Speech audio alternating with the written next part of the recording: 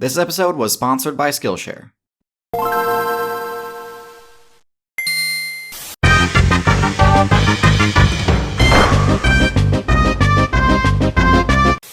Human beings. Are they as overpowered as the game's community would lead you to believe? Short answer, yeah. They're the most meta-defining build of all time, and the undisputed top build in the current expansion. But believe it or not, this wasn't always the case. Humans used to get bodied left and right on a daily basis by other players. And it took a pretty long time before the player base learned how to actually make use of the human build's unique abilities.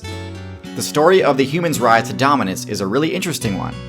And so today, we're going to do an in-depth look at the humans' abilities, their strengths, and their weaknesses. Because yes, they do have weaknesses. We'll also go over notable matchups, and finally look at the steps human players took in order to reach their dominant status.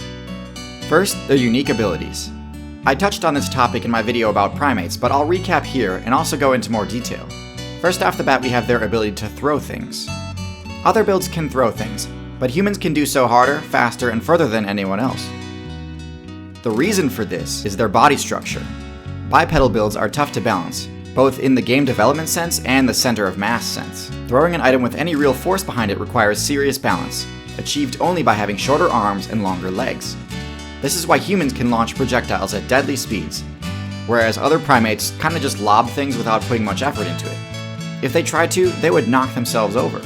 Even if chimpanzees could figure out how to craft a spear, there's no way they could throw it hard enough to deal any significant damage. Next, their stamina regeneration. Humans can chase down anything. You try to run from a human, you might outspeed them initially, but you'll run out of stamina much sooner than they will, and they'll catch up to you while you're in your weakened state. This is partially because of their superior balance again, but mostly it's because of the human build's unique choice to not spec into fur. This gives them access to the extremely broken ability Sweat. Every other current build that's decent at distance running recharges stamina by using the move Pant. This works great, but it does require the user to stop running. Sweat, on the other hand, works better while moving, massively extending the distance a human player can run. They've got a few other important abilities that are essential to their kit, but aren't unique to humans. Their ability to speak is unique among mammals, but some birds can pull it off too. In humans, the ability to speak allows them to use one of their signature moves, Teach, which drastically boosts skill point gain, mitigating the main penalty a player receives upon getting a game over. Humans and birds also share another unique trait, which is being able to stand upright. Standing upright is extremely useful for dealing with stealth builds that might normally be using tall grass to hide.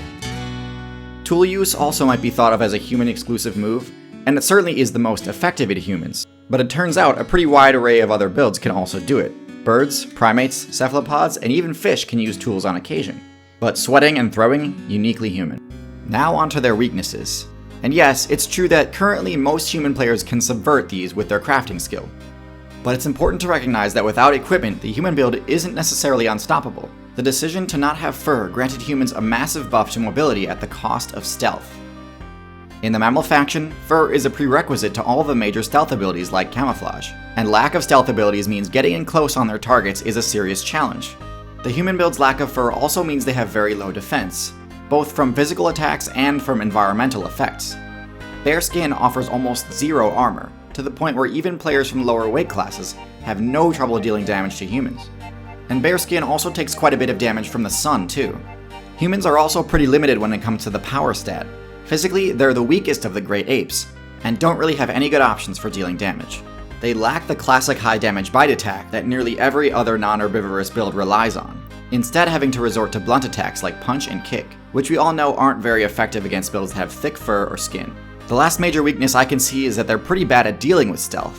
The lack of night vision means darkness can really hamper their ability to locate targets, and their lack of a strong sense of smell means camouflage is especially useful against them. Okay, now let's talk about matchups. Obviously, a key feature of the human build is being able to craft equipment. Given basic equipment like low-level armor and hunting gear, the human's best matchup is going to be medium-large mammals. Unlike blunt damage, piercing damage is quite effective versus builds with thick hide, but on defense they're actually pretty awful. A human's only option on defense against a large mammal is intimidation, unless they've got some crazy high-level equipment, but I'll make a video on power creep later. The classic human equipment cannot stop a charging tank main unless the intimidate attempt works. But overall, this matchup is one of the reasons humans became top tier. Hardly any builds have favorable matchups against tanks. But that's not to say humans don't have their counters though. As I said before, Stealth can be really effective against them due to their lack of a keen sense of smell and night vision. Humans have the ability to win pretty much any fight as long as they've got time to prepare, but taken by surprise, humans have a lot fewer options. Another thing humans have trouble dealing with is flight.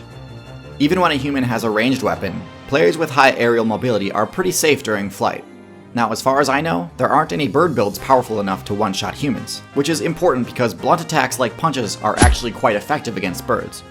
Birds have hollow bones that are resistant to tension and torsion, but not compression. This is the opposite of mammal bones, which are resistant to compression and tension, but not torsion. The point is, birds aren't the best choice against humans, but flight has been unlocked by 4 different classes in the game. Birds, which we just discussed, aren't a good choice. Bats, which do even less damage than birds. Reptiles, which unfortunately had their aerial builds banned in patch 1.3.1.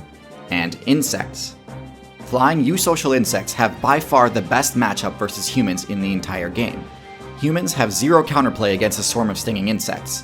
I mean, sure, there are special items that they can use to combat swarms if they're prepared, but the amount of human mains who've chosen that as one of their prestige abilities is pretty small. Humans' lack of fur means they have no innate defense against stings. Stings also have the chance to proc the Anaphylaxis debuff, which can actually lead to a game over. And it's for this reason that the high score for human eliminations belongs to the Africanized honeybee, known better by its community-given name, the killer bee. And even if the stings don't proc the allergic reaction effect, they will still definitely achieve their primary goal of dropping their resolve to 0 and granting you control over the territory. And we can see that lately the viability of killer bees has only been growing now that they've expanded their territory outside of Africa. Which brings me to my main point. Are humans overpowered? Well, just like the Africanized honeybee, humans really only became OP once they escaped the African server and invaded other areas. Notice how humans took down Megafauna across every terrestrial server except Africa. The African tank mains have the matchup experience and counterplay options to deal with the vast array of skills humans have access to. But the rest of the community was totally unprepared to deal with the rapid invasion of new human mains invading their competitive scene. In other words, the devs could have prevented the massive destabilization of the current meta if they'd region-locked humans. Staying competitive in the meta requires a good player constantly be leveling up their skills. There's no better example of this than the rapid rise to dominance that humans experienced. If you'd like to level up your own skills and unlock new ones, I highly recommend Skillshare.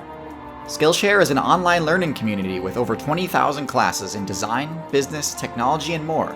Premium membership gives you unlimited access to high-quality courses on must-know topics, so you can improve your skills, unlock new opportunities, and do the work you love.